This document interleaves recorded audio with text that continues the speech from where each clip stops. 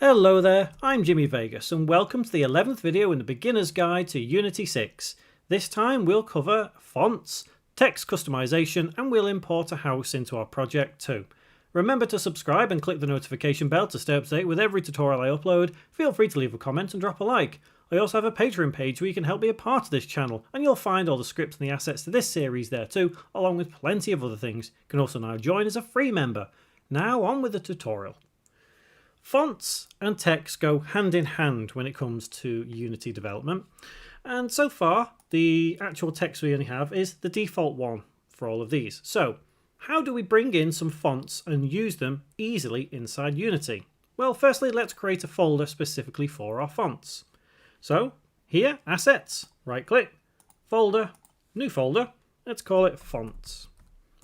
And I'm going to drag and drop two fonts into this folder. Unfortunately, I cannot link you to them because I do not have permission to distribute these fonts because I do not own them and don't have a license or anything like that. So you can use any font you want. You can go through your fonts folder, or you can go to a font website, find one you like, download it, import it into Unity. Now, unfortunately, it is not as simple as being able to go to your text box and dragging and dropping your font here. You actually need to create a font asset.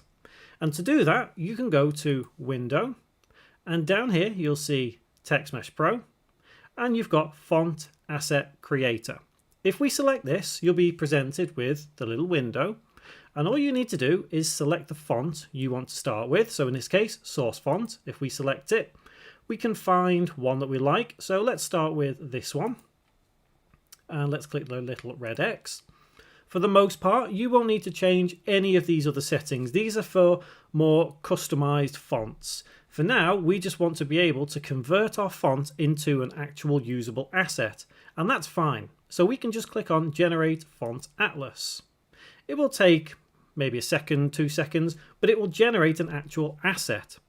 Now what you need to do is save that asset. So save, and then save it as whatever it is with SDF.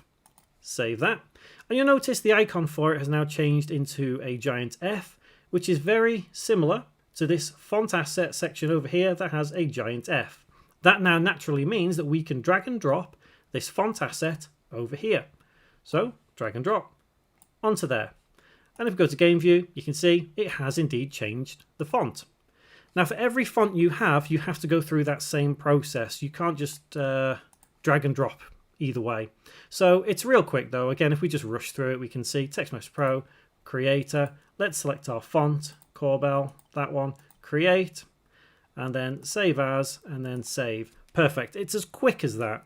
I don't find it much of a hassle, to be honest. I think it's fairly decent, fairly straightforward, and very simple to create font assets. So let's put that second font on the second text box. And although we selected it from the little button there, you can still drag and drop. And there you go. So we have two separate fonts. Naturally, you can revert to the original font if you wanted to. So what else can we do with these fonts to make them look cooler and better? Well, let's start with this one, name one. Let's change the color of this one. Let's have this one as a lime kind of green color. So you can change colors quite easily. Let's have it bold, and let's have it underlined. Font size, I think, is too small, so let's increase the size. But when we do increase the size, we'll need to make some modifications to the object itself. So let's have the font size as 52. Obviously, it has grown bigger. It looks okay. Maybe it's still too small. Let's try 100. Naturally, it's still a small object. So what we'll do is we'll take our rect tool, and let's expand the text box to about there. Make sure it looks okay.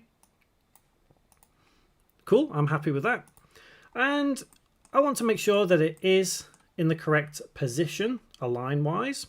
So let's have it, yep, definitely aligned on the left. Let's have it center of our text box. That's fine. Zoom out. And while we're at it, let's change how we can customize this text box, which is name 2. I want this to be a red kind of color. Let's also have it as 100, and let's change it here. And as we do this, you should hopefully see that we have a blue line which now underlines our name 1 box. And what that means is that this text box we are aligning and it is snapping to be the exact same size as our other one. So we could drag it even further to here and you'll see that it does snap towards here.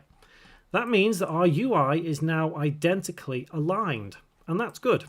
So if you want to manipulate and adjust text boxes, you can do just that. And it looks like this. But I want to put this aligned to the right, and I want it in the center. So let's change the alignment, and let's change it there. So a lot of what we're doing here, as you may have already guessed, is very similar to if perhaps you were creating something in a Word document. You can change what the font actually looks like. It's worth noting that this series is geared towards Unity 6, as you already know. However, if you're using an older version of Unity without TextMesh Pro, then this is not possible. The old way of doing text in Unity doesn't have as many options as this does. Let's set this as bold and let's set it as italic. I think that's kind of cool. We can also select different things here. If we want text wrapping, you can wrap it if you want to, but we'll explore this in just a moment when we press play again anyway. So I'll be able to show you. Overflow, you can do what you want with. It's entirely up to you. Here you can play around a little bit more with the shader. We won't get into shaders at the moment, but this is just basically a way of being able to customize your text further. And I would recommend playing around with some of these settings if you want. For now, let's press play and see what happens, what our text looks like. So Jimmy is inactive, Fred is active.